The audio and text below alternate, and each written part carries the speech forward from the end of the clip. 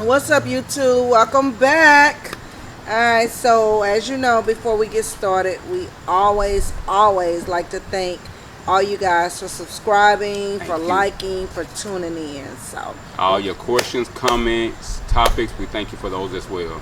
we got a good show today. Actually, I'm not going to be reading the questions today. He's not going to be reading the questions. We have someone else that's going to be kind of like interviewing us and reading the questions. So this should be a fun one. We do definitely appreciate you guys. If you are watching, before we get started, go ahead and hit that subscribe or hit that like button, and we'll get started. You ready? Ready? I'm ready. Let's go. Okay. First question. Can a relationship go back to exactly how it was after one cheats? That's a really interesting question, because it really depends. It depends on where you are in your relationship. I mean, I think everybody is different on that. I feel like I'm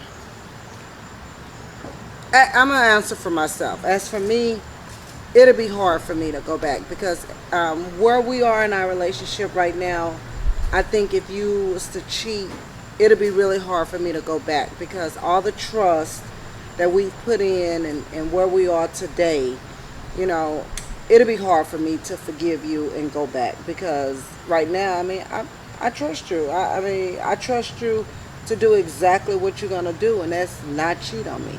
Yeah, I agree. For me personally, if Lady Doc was to cheat on me, I would be 50-50. At this point, I can truly say that I would want to work on it. You know, I would hope we would get back to where we were before the cheating. But for me, I think women, when they cheat, it's more emotional. For men cheat, you know, excuse my language, just to hump something. So for Lady Doc to cheat on me and me to forgive her, it would be real hard, because I would feel like she gave this person a part of her heart. So it would be truly hard. But at the same time, for that person who sent in that question, I would say if you want to work on your relationship, you should actually do that. But if you do decide to work on your relationship, you'll have to forgive that person. I know you'll never forget, but you will have to forgive that person if you want to work on your relationship. And I hope that was the answer to your question. I agree with that, but I kind of want to elaborate a little bit more on that, because cheating is a really big thing. And I think that, like, I think when a man cheats versus when a woman cheats, I think it's harder for a man to forgive a woman and get past it, because he knows, like what Papa Doc said, she gave her heart. When a woman cheats, it's a more of an emotional thing versus just a sex thing, because when a man cheat, I think it's more of a sex thing, you know. So if a woman cheats, she more or less is giving that other man's, and it's harder for a man to forgive. But I think that if your relationship is worth it, I mean, you got to fight for it. You got to do what you got to do to make it work. That's only if you feel like it's worth it. But I'm not saying it's okay to cheat either. Don't cheat, and you don't have to go there. You don't have to worry about it. Point blank period, right? True. All right, next question. Okay. I hope that answered. Do you think past relationship secrets should always be kept hidden? Oh yeah, most definitely. Definitely. A past relationship has no place in your current relationship. You know, so, I agree. You know, that shouldn't be brought up. You know, because what you did with your last whomever has no comparison to who you're with now. So. Exactly. I agree with that. I mean, the past is the past for a reason. I mean, there's no reason that you should be discussing what went on in your past relationship with your current.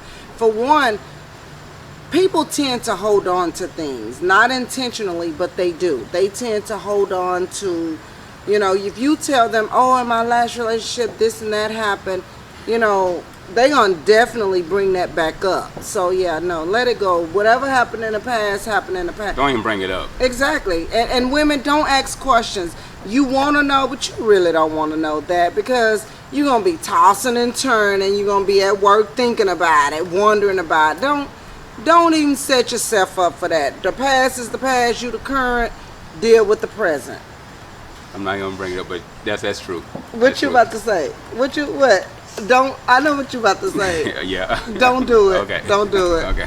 That was like 3 videos But you ago. never answered that question. I But did answer that no, question. We'll get to but that later. anyway, Next okay, we'll question. talk about that another time. What are your biggest fears about your long-term relationship?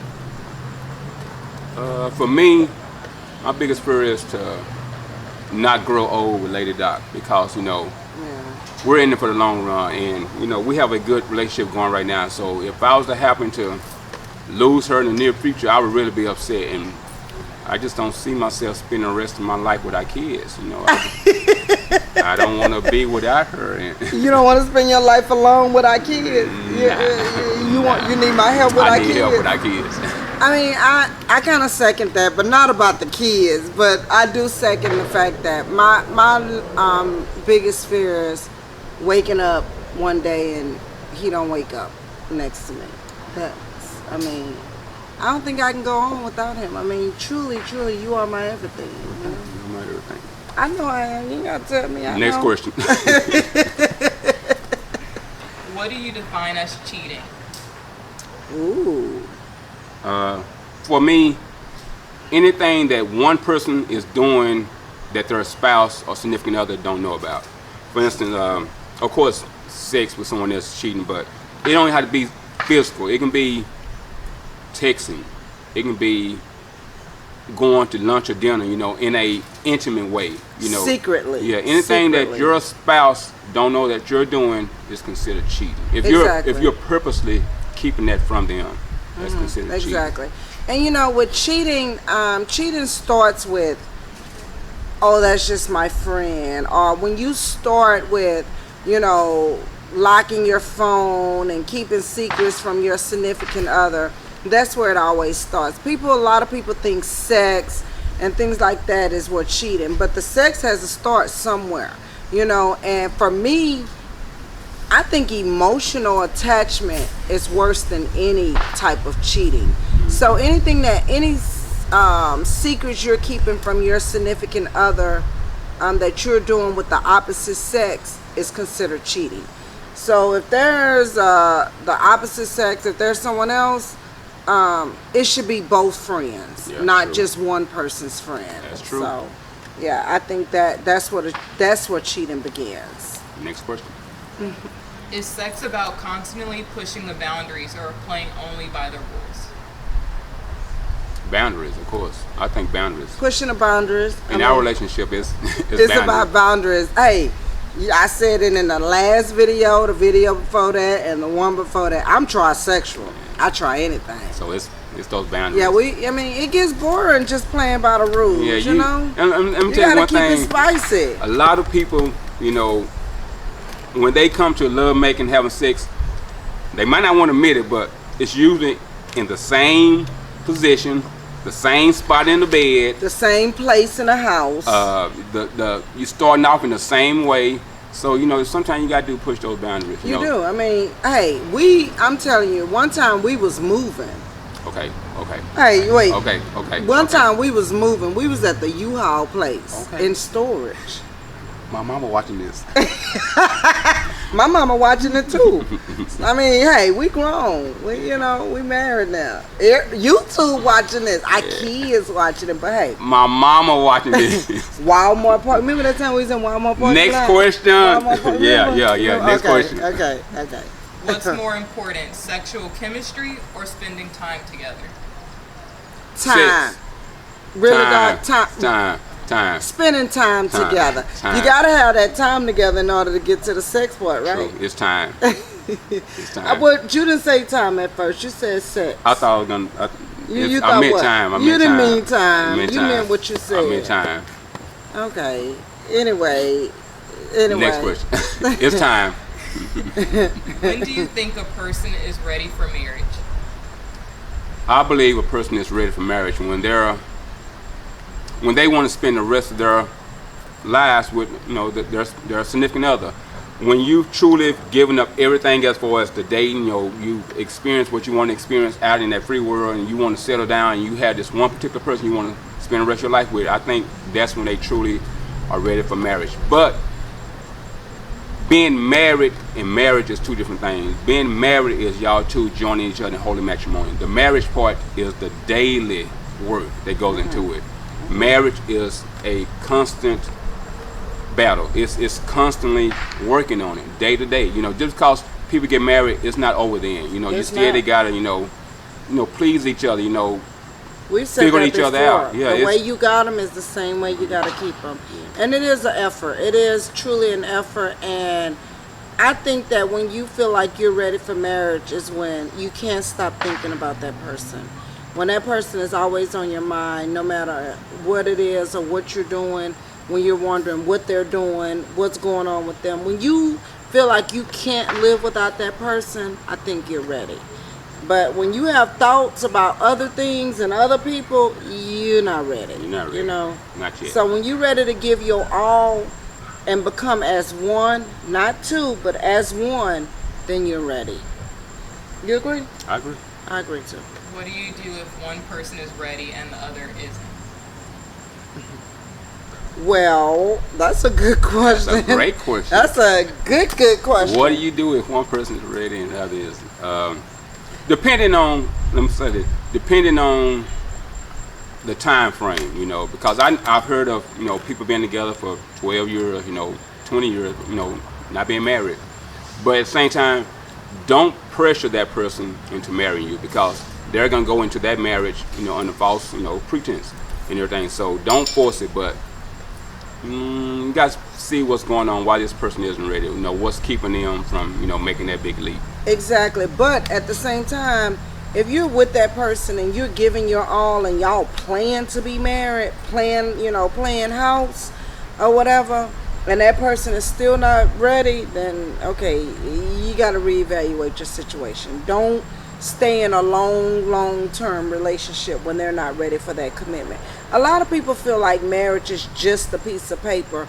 Marriage is just not a piece of paper. It's not. It's not. I mean, it's a commitment before God. So it's not just a piece of paper. You're committing yourself to that person before God. But find out that person's reason for not Yeah. being ready at this moment. Yeah, true. I'm trying to find out the reason these flies around me like this, though. Next question.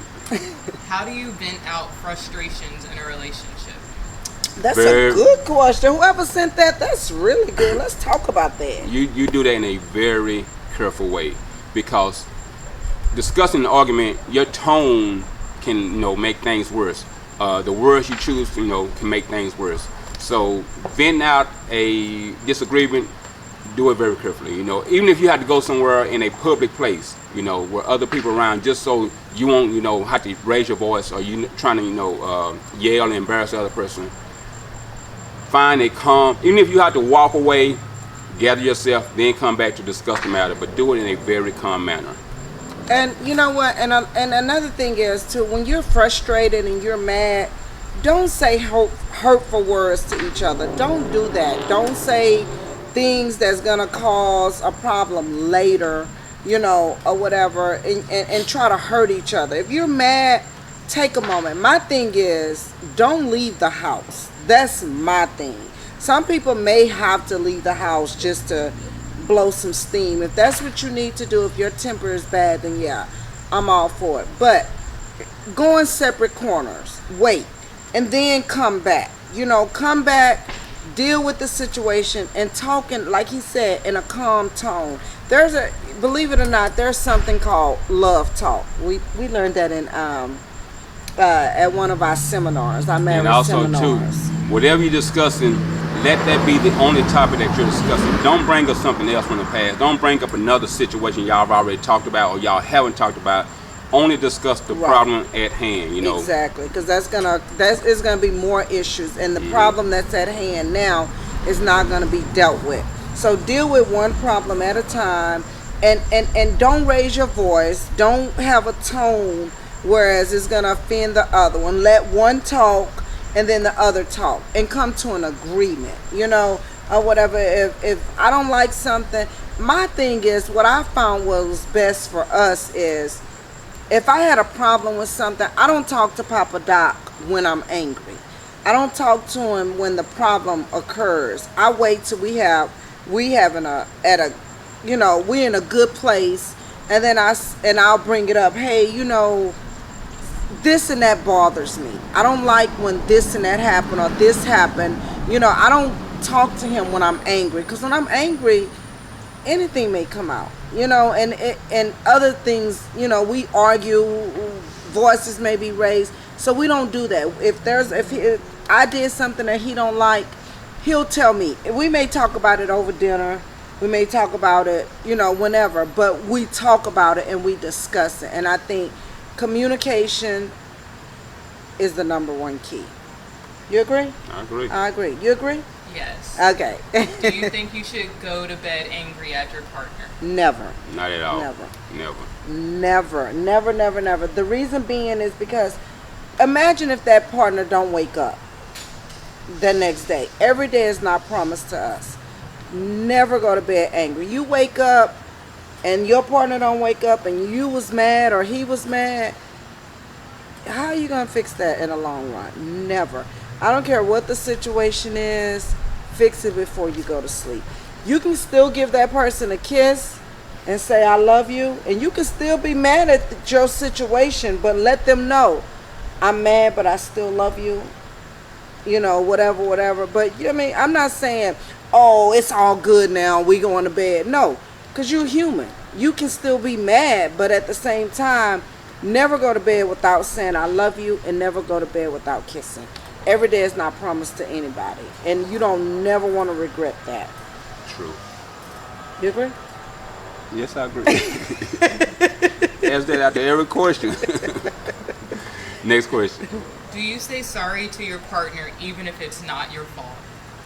I do. No. I do. No. And let me give an example why. Because, for instance, say Lady Doc and I are at a party, and I'm mingling, she's mingling. And later on, we leave the party, and she's upset, and I'm like, why are you upset?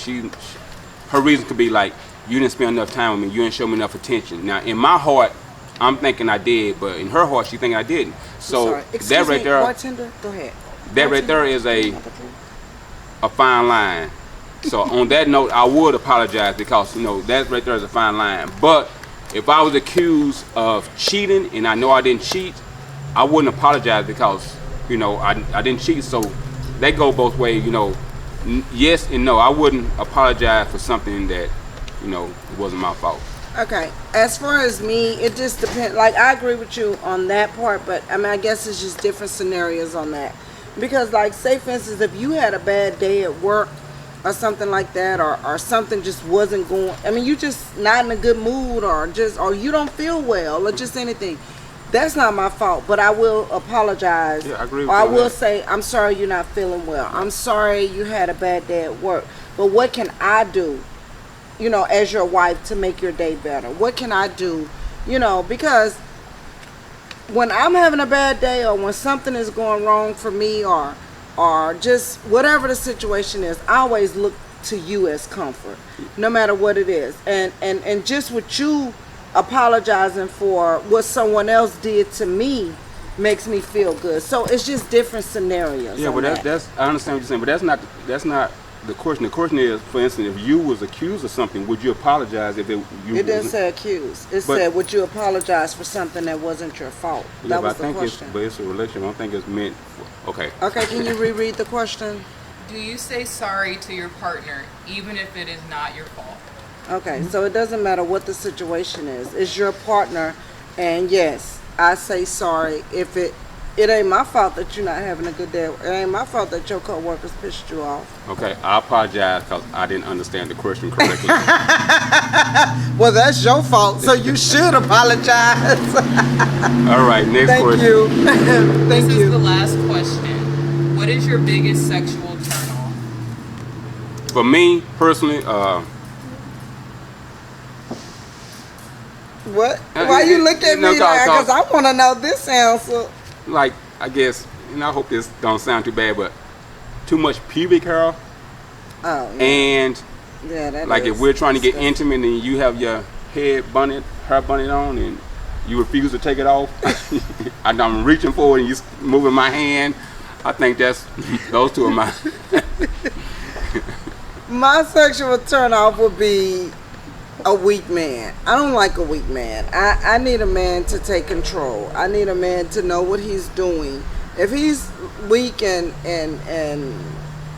low self-esteem or timid and shy, then that's a turn off for me. I need a strong man that knows what he's doing in the bedroom. Okay.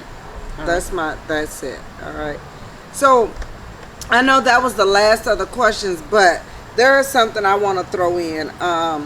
The other day I was looking at social media and I saw a video that Plies had posted about basically messing around with losers. I totally agree with that. I think that I think whoever you're around is, what's that old saying? Birds that flock together. Wait, what does it say? Birds of a feather flock together. And I think that the people that you flock with is who you become. So I kind of wanted to touch base on that. And I think that you should motivate, you should have enough motivation in yourself to be around people that motivate you. You should want to be around people that uplift you and people that have things that's going on in their life, and it makes you want to do more. Does that make sense? You know what I'm saying? I see people loser. Like Ply said, I totally agree. Losers are definitely fun. I mean, they are the class clown. They act, but they don't want nothing in life. You need to surround yourself with people, and in a relationship with people that want things, that people that's about things, because if you ain't got nothing and I don't have anything, we ain't gonna have anything, but if I see you grinding every day and you getting up grinding and wanting things out of life, then that's gonna push me to want things. True. Sure. But if I see you sleeping in and not doing nothing, I would definitely want to sleep in and not do nothing, because that's what you're doing, because that's who I'm around, So then again, you know what? Maybe that's why my circle's so small. You think so? Yeah, that may be it. Anyway, we gonna end it on that with surround yourself with positive people. Keep your relationship above everything else. Anything under that does not matter. So keep your relationship first. If you have any other questions, be sure to send them to our Gmail, and I will definitely post that at the bottom. Or you can send it to all our social media platforms. I'm on Facebook and Instagram. He's on Instagram. He's at Papa Doc 1. Papa Doc 1. All right. Papa Doc 1. Instagram. Okay. I'm at Lady Doc 18 on Instagram, and my Facebook is Kim Foster. You can reach us on any one of those. You can DM me. If you just want to DM him, it's okay. You can DM him on Instagram. He's not on Facebook. Or you can email the both of us. We appreciate y'all tuning in. Thank you for watching, and we're out.